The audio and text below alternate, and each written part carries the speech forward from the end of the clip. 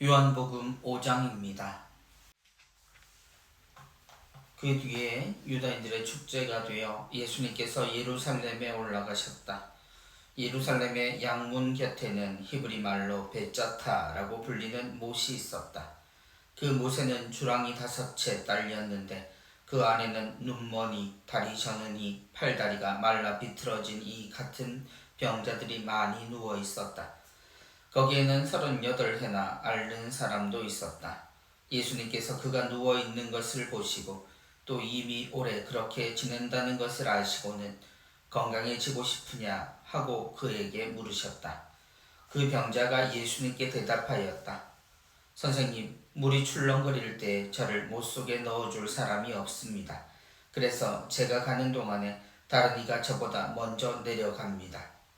예수님께서 그에게 말씀하셨다. 일어나 내 들것을 들고 걸어가거라. 그러자 그 사람은 곧 건강하게 되어 자기 들것을 들고 걸어갔다. 그날은 안식일이었다. 그래서 유다인들이 병이 나은 그 사람에게 오늘은 안식일이요 들것을 들고 다니는 것은 합당하지 않소 하고 말하였다. 그가 나를 건강하게 해주신 그분께서 나에게 내 들것을 들고 걸어가라 하셨습니다 하고 대답하자 그들이 물었다. 당신에게 그것을 들고 걸어가라 한 사람이 누구요? 그러나 병이 나은 이는 그분이 누구이신지 알지 못하였다. 그곳에 군중이 몰려있어 예수님께서 몰래 자리를 뜨셨기 때문이다. 그 뒤에 예수님께서 그 사람을 성전에서 만나시자 그에게 이르셨다. 자, 너는 건강하게 되었다. 더 나쁜 일이 너에게 일어나지 않도록 다시는 죄를 짓지 마라. 그 사람은 물러가서 자기를 건강하게 만들어주신 분은 예수님이시라고 유다인들에게 알렸다. 그리하여 유다인들은 예수님께서 안식일에 그러한 일을 하셨다고 하여 그분을 박해하기 시작하였다. 그러나 예수님께서는 그들에게 내 아버지께서 여태 일하고 계시니 나도 일하는 것이다 하고 말씀하셨다. 이 때문에 유다인들은 더욱 예수님을 죽이려고 하였다. 그분께서 안식일을 어기실 뿐만 아니라 하느님을 당신 아버지라고 하시면서 당신 자신을 하느님과 대등하게 만드셨기 때문이다. 아드님의 권한. 예수님께서 그들에게 말씀하셨다. 내가 진실로 진실로 너희에게 말한다. 아버지께서 하시는 것을 보지 않고서 아들이 스스로 할 수 있는 것은 하나도 없다. 그분께서 하시는 것을 아들도 그대로 할 따름이다. 아버지께서는 아들을 사랑하시어 당신께서 하시는 모든 것을 아들에게 보여주신다. 그리고 앞으로 그보다 더 큰 일들을 아들에게 보여주시어 너희를 놀라게 하실 것이다. 아버지께서 죽은 이들을 일으켜 다시 살리시는 것처럼 아들도 자기가 원하는 이들을 다시 살린다. 아버지께서는 아무도 심판하지 않으시고 심판하는 일을 모두 아들에게 넘기셨다. 모든 사람이 아버지를 공경하듯이 아들도 공경하게 하시려는 것이다. 아들을 공경하지 않는 자는 아들을 보내신 아버지도 공경하지 않는다. 내가 진실로 진실로 너희에게 말한다. 내 말을 듣고 나를 보내신 분을 믿는 이는 영생을 얻고 심판을 받지 않는다. 그는 이미 죽음에서 생명으로 건너갔다. 내가 진실로 진실로 너희에게 말한다. 죽은 이들이 하느님 아들의 목소리를 듣고 또 그렇게 들은 이들이 살아날 때가 온다. 지금이 바로 그때다. 아버지께서 당신 안에 생명을 가지고 계신 것처럼 아들도 그 안에 생명을 가지게 해 주셨기 때문이다. 아버지께서는 또 그가 사람의 아들이므로 심판을 하는 권한도 주셨다. 이 말에 놀라지 마라. 무덤 속에 있는 모든 사람이 그의 목소리를 듣는 때가 온다. 그들이 무덤에서 나와 선을 행한 이들은 부활하여 생명을 얻고 악을 저지른 자들은 부활하여 심판을 받을 것이다. 나는 아무것도 스스로 할 수 없다. 나는 듣는 대로 심판할 따름이다. 그래서 내 심판은 올바르다. 내가 내 뜻이 아니라 나를 보내신 분의 뜻을 추구하기 때문이다. 예수님을 믿게 하는 증언. 내가 나 자신을 위하여 증언하면 내 증언은 유효하지 못하다. 그러나 나를 위하여 증언하시는 분이 따로 계시다. 나는 나를 위하여 증언하시는 그분의 증언이 유효하다는 것을 알고 있다. 너희가 요한에게 사람들을 보냈을 때에 그는 진리를 증언하였다. 나는 사람의 증언을 필요로 하지 않는다. 그런데도 이러한 말을 하는 것은 너희가 구원을 받게 하려는 것이다. 요한은 타오르며 빛을 내는 등불이었다. 너희는 한때 그 빛 속에서 즐거움을 누리려고 하였다. 그러나 나에게는 요한의 증언보다 더 큰 증언이 있다. 아버지께서 나에게 완수하도록 맡기신 일들이다. 그래서 내가 하고 있는 일들이 나를 위하여 증언한다. 아버지께서 나를 보내셨다는 것이다. 그리고 나를 보내신 아버지께서도 나를 위하여 증언해 주셨다. 너희는 그분의 목소리를 들은 적이 한 번도 없고 그분의 모습을 본 적도 없다. 너희는 또 그분의 말씀이 너희 안에 머무르게 하지 않는다. 그분께서 보내신 이를 너희가 믿지 않기 때문이다. 너희는 성경에서 영원한 생명을 찾아 얻겠다는 생각으로 성경을 연구한다. 바로 그 성경이 나를 위하여 증언한다. 그런데도 너희는 나에게 와서 생명을 얻으려고 하지 않는다. 나는 사람들에게서 영광을 받지 않는다. 그리고 나는 너희에게 하느님을 사랑하는 마음이 없다는 것을 안다. 나는 내 아버지의 이름으로 왔다. 그런데도 너희는 나를 받아들이지 않는다. 다른 이가 자기 이름으로 오면 너희는 그를 받아들일 것이다. 자기들끼리 영광을 주고받으면서 한 분이신 하느님에게서 받는 영광은 추구하지 않으니 너희가 어떻게 믿을 수 있겠느냐. 그러나 내가 너희를 아버지께 고소하리라고 생각하지는 마라. 너희를 고소하는 이는 너희가 희망을 걸어온 모세이다. 너희가 모세를 믿었더라면 나를 믿었을 것이다. 그가 나에 관하여 성경에 기록하였기 때문이다. 그런데 너희가 그의 글을 믿지 않는다면 나의 말을 어떻게 믿겠느냐.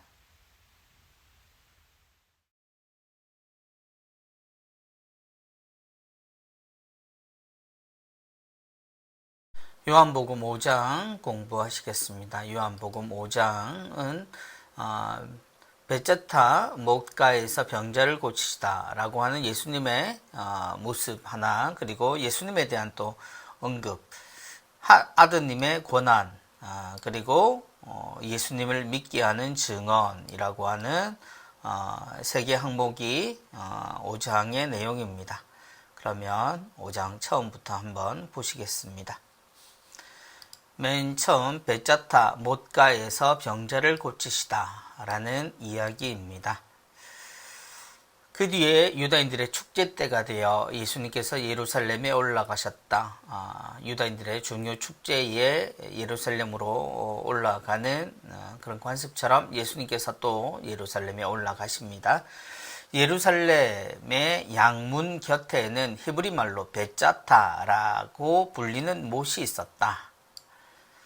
그 못에는 그 연못이죠. 그 못에는 주랑이 5채 딸려 있었는데 그 안에는 눈머니, 다리 저느니, 팔다리가 말라 비틀어진 이 같은 병자들이 많이 누워 있었다.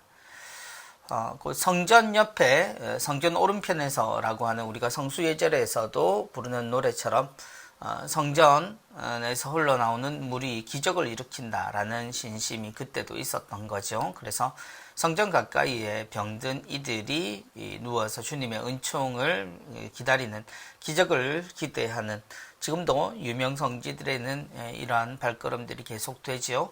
아주 오래된 그런 우리의 모습입니다. 거기에는 38해나 앓는 사람도 있었다. 아주 많은 병자들 중에 특히 38해나 앓는 사람이 있었습니다. 그가 이 복음 내용의 주인공입니다. 예수님께서 그가 누워있는 것을 보시고 또 이미 오래 그렇게 지낸다는 것을 아시고는 건강해지고 싶으냐 하고 그에게 물으십니다. 그러자 선생님, 물이 출렁거릴 때 저를 못 속에 넣어줄 사람이 없습니다. 그래서 제가 가는 동안에 다른 이가 저보다 먼저 내려갑니다. 어려움을 겪는 것은 모든 병이나 장애를 겪는 이들이 마찬가지일 텐데 그 안에도 어찌 보면 우선순위라고 말할 수는 없겠지만 그럼에도 그들 안에서도 차별이 존재하고 또 불행이 존재한다는 이야기입니다. 그래서 물이 출렁거릴 때라는 표현이 있죠. 바로 이 물이 출렁거릴 때 들어가면 병이 낫는다라는 이야기가 있었던 겁니다. 그런데 그때에 들어가고 싶어도 다른 사람이 먼저 들어간다. 그리고 저를 못속에 넣어줄 사람이 없습니다. 아무도 나를 도와주지 않는다라는 표현입니다. 그러자 예수님께서 그에게 말씀하십니다. 일어나 내 것을 들고 걸어가거라. 언젠가 주님 앞에 내려온 중풍병자에게 비슷한 이야기를 하신 적이 있죠. 일어나 내 들 것을 들고 걸어가거라. 그러자 그 사람 곧 건강하게 되어 자기 들 것을 들고 걸어갔다. 여기까지가 그날 일어난 사건입니다. 아주 주요 사건인 거죠. 그래서 예루살렘 양문 곁에 있는 베짜타라는 못에서 38해 앓는 사람을 낫게 해주신 겁니다. 그런데 이야기는 거기서 끝나지가 않습니다. 자, 그날은 안식일이었다. 예수님에게 자주 일어나는 논쟁이 바로 이 안식일 논쟁이죠. 안식일에 어떻게 지내는 것이 옳은가 하는 예수님께서 주로 회당 주위에서 또 안식일에서 일으키신 아주 여러 가지 일들이 있습니다. 그날은 안식일이었다. 이 말은 예수님께서 누군가를 낫게 해주셨는데 그날이 바로 안식일이라는 겁니다. 그래서 그것이 문제가 되는 거죠. 그래서 유다인들이 병이 나은 그 사람에게 오늘은 안식일이요 들 것을 들고 다니는 것은 합당하지 않소. 그가 병든 사람이었건 어쨌건 그가 병에서 나았건 어쨌건 오늘은 안식일이기 때문에 일하는 것은 합당하지 않다라는 이야기입니다. 그러자 그가 나를 건강하게 해주신 그분께서 나에게 내 들 것을 들고 걸어가라 하셨습니다. 하고 대답하자 당신에게 그것을 들고 걸어가라 한 사람이 누구요? 라고 묻습니다. 곧 이 말을 한 사람에게서 이 잘못의 근원을 찾고 있는 겁니다. 우린 예수님인 걸 알지만 그러나 병이 나은 이는 그분이 누구신지 알지 못하였다. 이렇게 또 하나의 에피소드가 있죠. 그곳에 군중이 몰려있어 예수님께서 몰래 자리를 뜨셨기 때문이다. 자, 여기까지가 두 번째 사건입니다. 그리고 세 번째 사건이 일어나죠. 그 뒤에 예수님께서 그 사람을 성전에서 만나시자 그에게 이르셨다. 자, 그 뒤에 예수님께서 그 사람을 성전에서 만나시자 그에게 이르셨다. 자, 너는 건강하게 되었다. 더 나쁜 일이 너에게 일어나지 않도록 다시는 죄를 짓지 마라. 예수님은 그날이 안식일이었다라는 것과는 전혀 상관없이 그에게 안부를 물으십니다. 그래서 다시는 죄를 짓지 말라는 당부도 함께 하시죠. 그런데 이 사건으로 해서 그는 자기를 건강하게 만들어주신 분이 예수님이시라는 것을 알렸습니다. 그의 이야기는 어떤 고발보다는 자신에게 그 고마운 일을 하신 분이 예수님이라고 이제 이야기를 한 게 되는 셈이죠. 그러자 유다인들은 예수님께서 안식일에 그러한 일을 하셨다고 하여 그분을 박해하기 시작하였다. 이제 요한복음 5장인데 이미 주님께서는 유다인들에게 박해를 받으신다라는 표현이 등장을 하지요. 본격적으로 예수님이 안식일에 그러한 일을 하셨다고 해서, 그러니 안식일에 누군가를 도와준 일로 인해서 예수님은 어처구니 없이 박해를 당하게 되신다라는 겁니다. 예수님께서는 그들에게 내 아버지께서 여태 일하고 계시니 나도 일하는 것이다 하고 말씀하셨다. 그래서 주님은 이 안식일에도 쉬지 않고 일하셨다는 겁니다. 그런데 이 때문에 유다인들은 더욱 예수님을 죽이려고 하였다. 그분께서 안식일을 어기실 뿐만 아니라 하느님을 당신 아버지라고 하시면서 당신 자신을 하느님과 대등하게 만드셨기 때문이다. 그래서 이 이야기의 끝은 전혀 다른 예수님의 사건을 보여줍니다. 그래서 예수님께서 안식일을 어기실 뿐만 아니라 내 아버지께서 라고 표현하면서 하느님을 아버지라고 이야기한 것을 못마땅히 하는 유다인들이죠.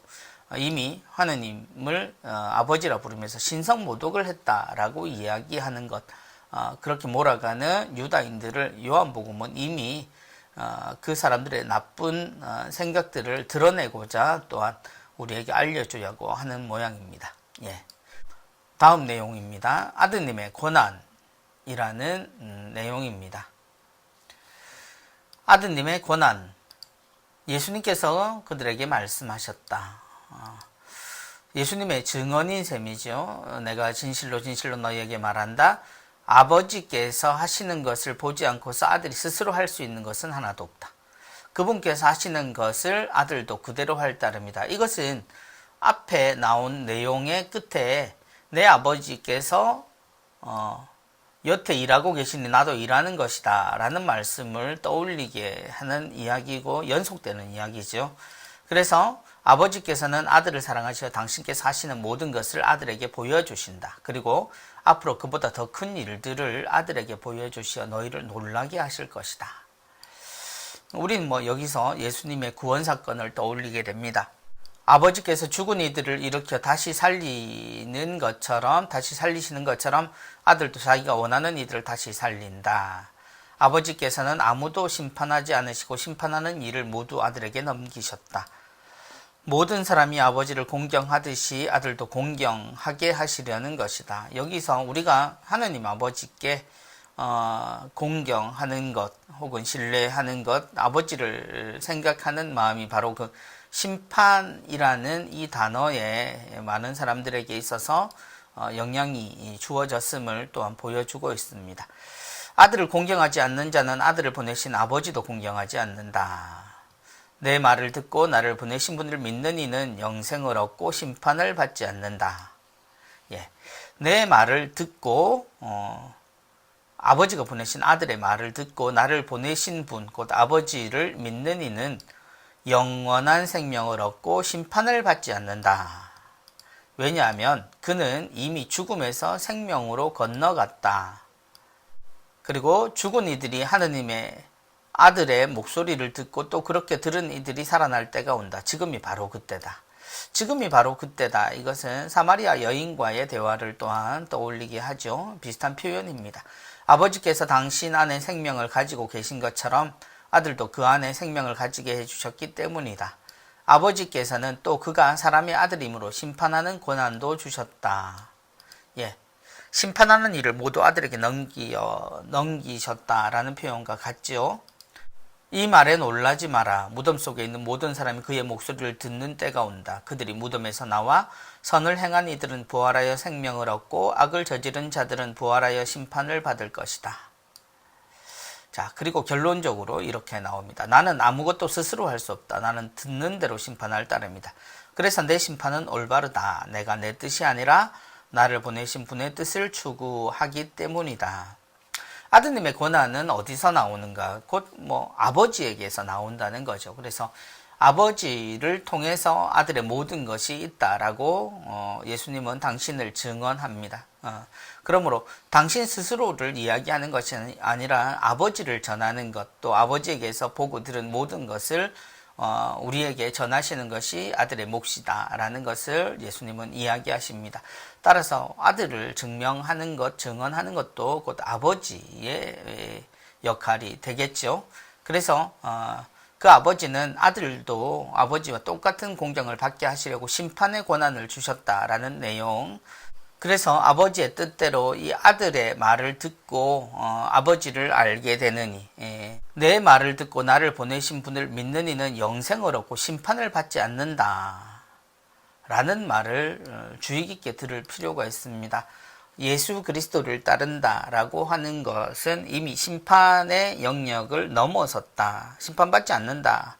어떤 이들은 구원을 받았다. 구원이 정해졌다라고도 이야기하는 경우가 있을 정도로 주님의 말씀은 확신에 차 있습니다. 이것은 아버지의 뜻을 깨달았기 때문이고 아버지를 믿는, 그래서 곧 예수 그리스도를 믿는 이는 영원한 생명을 걷는 것이지 심판을 두려워할 이유가 없다라는 거죠. 하느님이 우리를 사랑하심을 알고 우리에게 무엇을 바라는지 예수 그리스도를 통해서 완전히 받아들이니, 믿느니, 그리고 실천하고 사는 이는 이미 영원한 생명 속에 있다라는 확신에 찬 신앙을 가질 이유가 있습니다. 그래서 심판을 받는다, 나는 심판을 받았다가 아니라 오히려 우리는 영원한 생명을 꿈꾸며 살아가는 그리스도를 믿고 아버지를 아는 사람이라는 뜻으로 받아들여야 할 겁니다. 그래서 나는 아무것도 스스로 할 수 없다. 나는 듣는 대로 심판할 따름이다. 착한 아드님. 그리고 그래서 내 심판은 올바르다. 바로 아버지의 뜻을 추구하기 때문이다 라는 예수님의 말씀을 좀 기억하면 좋겠습니다. 우리가 예수님을 믿는다라고 표현하면서 우리는 예수님처럼 살 수 없다라는 이야기를 입버릇처럼 하는 경우가 있는데 그건 결코 겸손한 표현이 아닙니다. 예수님이 그토록 우리에게 원하시고 우리에게 노력하셨던 바로 아버지께서 원하신 일은 우리가 예수님의 말씀을 듣고 또 그 말씀을 믿고 하느님을 제대로 아는 것이기 때문이겠죠. 그리고 5장의 마지막 부분입니다. 예수님을 믿게 하는 증언. 그런 예수님, 아버지를 보고 따라하시는 예수님, 그분을 증언하는 것은 무엇일까요? 내가 나 자신을 위하여 증언하면 내 증언은 유효하지 못하다. 그렇다면 무엇이 유효한 증언일까요? 그러나 나를 위하여 증언하시는 분이 따로 계신다. 나를 위하여 증언하시는 그분의 증언이 유효하다는 것을 알고 있다. 그 내용을 예수님은 이렇게 표현하십니다. 너희가 요한에게 사람들을 보냈을 때 그는 진리를 증언하였다. 먼저 세례자 요한의 증언이 등장을 하네요. 나는 사람의 증언을 필요로 하지 않는다. 그런데도 이 말을 하는 것은 너희가 구원을 받게 하려는 것이다. 우리가 왜 예수 그리스도의 말을 믿어야 하고 예수 그리스도의 모든 것을 메시아의 뜻으로 받아들일 수 있는가? 그 첫 번째 이유, 사람의 증언을 필요로 하지 않는 주님이지만 세례자 요한을 통해서 하느님 아버지께서 미리 우리에게 알려주셨던 거죠. 그래서 요한은 타오르며 빛을 내는 등불이었다. 너희는 한때 그 빛 속에서 즐거움 누리려고 하였다. 세례자 요한이 하느님께서 보내심을 분명히 알고 있었고 그를 메시아로까지 생각을 했던 사람들이니까요. 그러나 나에게는 요한의 증언보다 더 큰 증언이 있다. 세례자 요한도 예수님을 이야기하셨습니다. 이게 첫 번째 증언이라면 두 번째, 아버지께서 나에게 완수하도록 맡기신 일들이다. 맡기신 일들입니다. 그래서 내가 하고 있는 이 일들이 나를 위하여 증언한다. 우리가 복음이 중요한 이유는 다른 어떤 예언보다 하나님께서 직접 우리에게 보여주신 것들이니까요. 들려주시고요. 그래서 예수님이 하신 일들이 나를 위하여 증언한다. 그것은 아버지께서 나를 보내셨다는 것이다. 그래서 예수님이 하신 일을 믿으라는 게 아니라 아버지의 뜻을 실천하는 아들이기에 예수님의 모든 일들이 하느님 아버지의 뜻이라는 이야기입니다. 그리고 나를 보내신 아버지께서 나를 위하여 증언해 주셨다. 일들이 두 번째라면 세 번째는 아버지께서 직접 증언하셨다는 겁니다. 너희는 그분의 목소리를 들은 적이 한 번도 없고 그분의 모습을 본 적도 없다. 너희는 또 그분의 말씀이 너희 안에 머무르게 하지 않는다. 그분께서 보내신 일을 너희가 믿지 않기 때문이다. 그래서 세 번째는 아버지께서 직접 예수님을 위해 증언하신다라는 겁니다. 그런데 그 목소리를 우리가 어떻게 알까요? 우리는 그분의 목소리를 들은 적도 없고 그분의 모습을 본 적도 없으니까요. 곧 예수님을 통해서 우리는 그 아버지의 뜻을 볼 수 있는 거겠죠. 그렇게 세 가지 증언이 등장을 하는데 결이 바뀝니다. 너희는 또 그분의 말씀이 너희 안에 머무르게 하지 않는다. 그러나 사람들의 태도, 요한복음이 계속 이야기하고 있는 거죠. 세상이 주님을 받아들이지 않는 부분들. 그분께서 보내신 일을 너희가 믿지 않기 때문이다. 너희는 성경에서 영원한 생명을 찾아 얻겠다는 생각으로 성경을 연구한다. 바로 그 성경이 나를 위해 증언한다. 또 하나의 증언이겠네요. 성경이 나를 위해 증언한다. 그런데도 너희는 나에게 와서 생명을 얻으려고 하지 않는다. 그 성경 안에서 예수님을 증언하고 있음에도 불구하고 눈앞에 나타난 그 성경의 내용을 얻으려고 곧 믿으려고 하지 않는다는 겁니다. 나는 사람에게서 영광을 받지 않는다. 그리고 나는 너희에게 하느님을 사랑하는 마음이 없다는 것을 안다. 나는 내 아버지의 이름으로 왔다. 그런데도 너희는 나를 받아들이지 않는다. 같은 내용들입니다. 다른 이가 자기의 이름으로 오면 너희는 그를 받아들일 것이다. 여기서 우리가 좀 기억했으면 하는 말이 나오네요. 다른 이가 자기 이름으로 오면 너희는 그를 받아들일 것이다. 오히려 자기가 자기 자신을 증거하려고 하거나 자신에 대해서 자랑을 하게 되면 오히려 사람들은 받아들일지도 모른다라는 것. 우리가 지금 현재 그리고 지금까지 많은 경우에 받아들인 모습들, 자신을 메시아라고 이야기했던 사람들이 이야기하는 것을 오히려 자신 있게 받아들이고 맹목적으로 따르는 모습을 보면 이 말씀이 바로 떠오릅니다. 다른 이가 자기 이름으로 오면 너희는 그를 받아들일 것이다. 자기들끼리 영광을 주고받으면서 한 분이신 하느님에게서 받는 영광은 추구하지 않으니 너희가 어떻게 믿을 수 있겠느냐. 곧 현실적인 이유로 우리는 오히려 믿음이라는 단어를 사용하거나 그런 모습을 보인다라는 이야기겠죠. 사람들이 자기를 믿게 하려고 자기 자신을 내세우는 모습을 보면, 사람들이 영향을 받는 걸 보면 오히려 한 분이신 하느님께서 우리에게 하신 이야기는 듣지 않으면서 우리끼리는 우리가 서로 좋아하는 것은 영광을 서로 주고받는다라는 좀 뼈아픈 말씀입니다. 그러나 내가 너희를 아버지께 고소하리라고 생각하지는 마라. 너희를 고소하는 이는 너희가 희망을 걸어온 모세이다. 그래서 그들은 죄를 그렇게 미워하면서 의인의 길을 걸으려고 했죠. 심판받지 않기 위해서입니다. 너희가 모세를 믿었더라면 나를 믿었을 것이다. 그러나 정작 그들은 다른 걸 믿었다는 이야기겠죠. 그가 나에 관하여 성경에 기록하였기 때문이다. 그런데 너희가 그의 글을 믿지 않는다면 나의 말을 어떻게 믿겠느냐.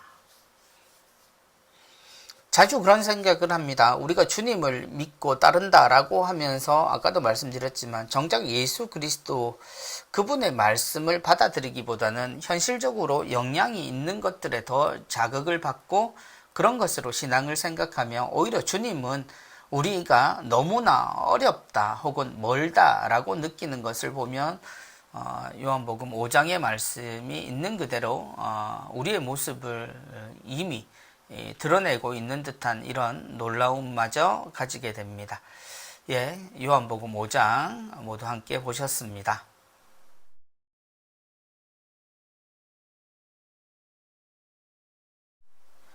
이제 문제를 한번 풀어볼까요?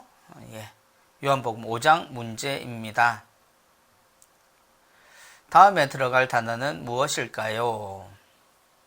거기에는 A 해나 앓는 사람도 있었다. 몇 해냐, 횟수를 이야기하는 거겠죠. 예수님께서 그가 누워있는 것을 보시고 또 이미 오래 그렇게 지낸다는 것을 아시고는 B 하고 그에게 물으셨다. 장소는 베짜타 못이었죠. 이 장소도 잘 기억해 두시면 좋겠습니다. 그런데 그곳에 성전 옆에서 기적을 기대하던 사람들, 그 중에 유독 38해, 그죠? 28해가 아니라 38해입니다. 그리고 그 사람은, 예수님을 만나게 되는데 예수님이 그에게 이렇게 물으시죠. 건강해지고 싶으냐? 일어나 걸어가거라. 이 둘 중에, 건강해지고 싶으냐라고 주님은 그에게 물으셨습니다. 다음 질문입니다.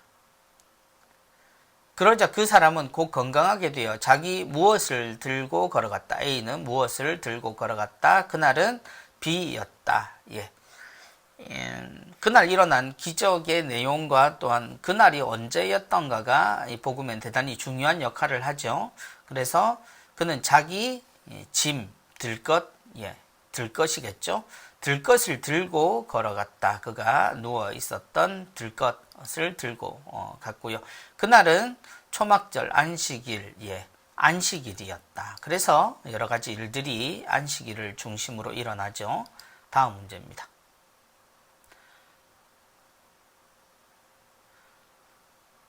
유다인들은 예수님께서 안식일에 그러한 일을 하셨다고 하여, 그렇죠. 안식일에 그러한 일, 병자를 낫게 하신 일입니다. 그분을 A하기 시작하였다. 그러나 예수님께서는 그들에게 내 아버지께서 여태 B하고 계시니 나도 B하는 것이다. 정답을 찾으셨습니까? 그분을 구박하기, 또 박해하기, 박해하기 시작하였다. 그리고 내 아버지께서 여태 휴식하고 계시니 라면 예수님께서 그러한 일을 하지 않으셨겠죠. 그래서 이 일을 하신 겁니다. 그래서 나도 일하는 것이다. 내 아버지께서 여태 일하고 계시니 나도 일하는 것이다. 우리는 예수님께서 일하고 계시니 우리도 일을 해야겠죠. 예, 다음 문제입니다. 내가 A 너희에게 말한다. 예수님의 습관처럼 말씀하시는 표현입니다. 아버지께서 하시는 것을 보지 않고서 B 스스로 할 수 있는 것은 하나도 없다. 그분께서 하시는 것을 B도 그대로 할 따름이다. A는 예수님의 습관적인 말씀이라면 B는 아버지께서 하시는 것을 보지 않고서 무엇이, 그러니까 아버지와 대치되는 개념이겠죠.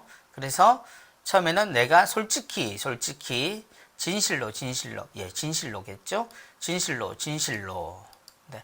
아버지와 종의 관계가 아니라 이야기는 아버지와 그 아들의 관계를 뜻합니다. 그죠? 예수님의 계속되는 당신에 대한 증언도 바로 이 관계로 설명이 됩니다. 다음 문제입니다. 죽은 이들이 하느님 아들의 A를 듣고 또 그렇게 들은 이들이 살아날 때가 온다. 지금이 바로 그때다. 아버지께서 당신 안에 B를 가지고 계신 것처럼 아들도 그 안에 B를 가지게 해주셨기 때문이다. 요한복음에서 자주 나오는 개념이기도 합니다. 그죠? 맨 처음 죽은 이들이 하는 아들의 무엇을 들었을까요? 숨소리? 목소리?